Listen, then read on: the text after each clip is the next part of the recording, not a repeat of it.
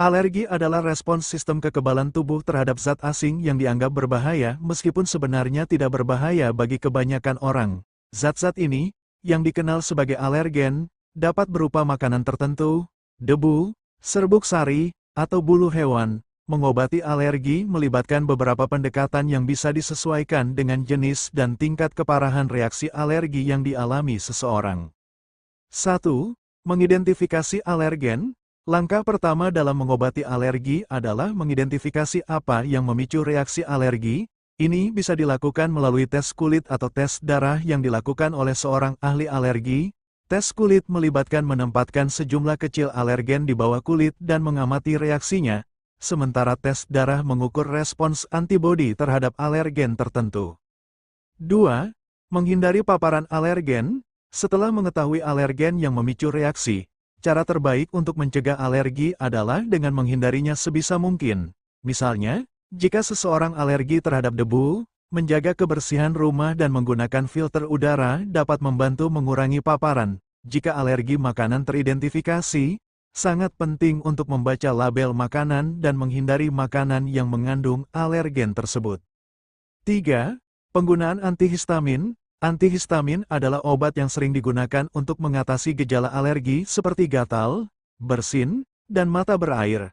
Mereka bekerja dengan menghambat aksi histamin, zat yang dilepaskan oleh sistem kekebalan tubuh selama reaksi alergi.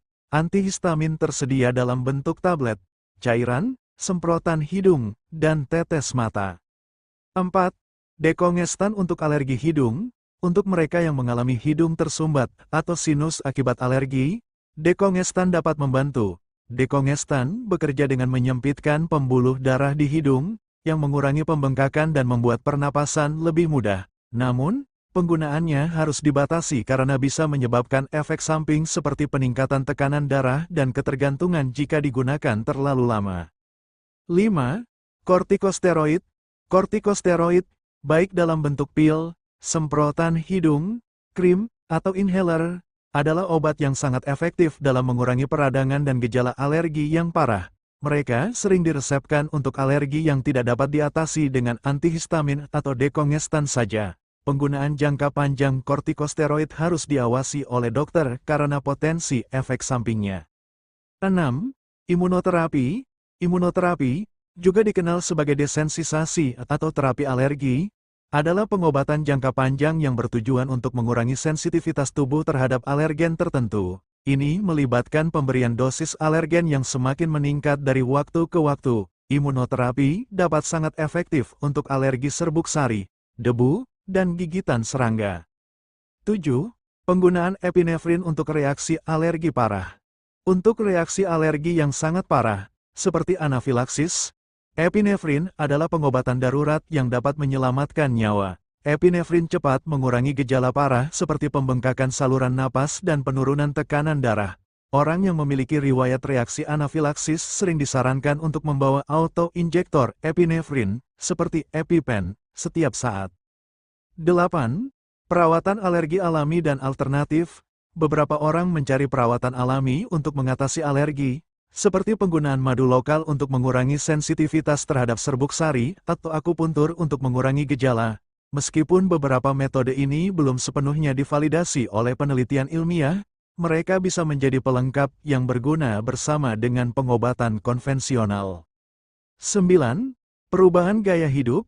Mengubah gaya hidup juga bisa menjadi bagian penting dalam mengelola alergi.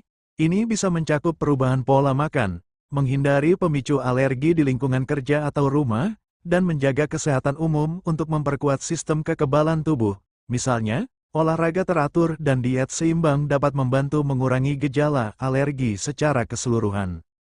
10.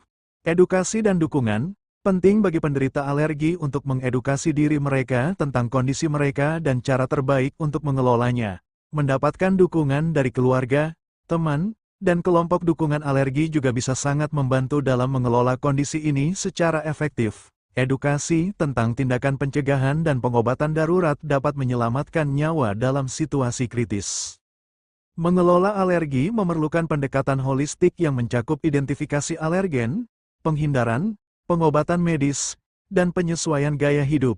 Dengan penanganan yang tepat, banyak orang dengan alergi dapat menjalani hidup yang normal dan produktif.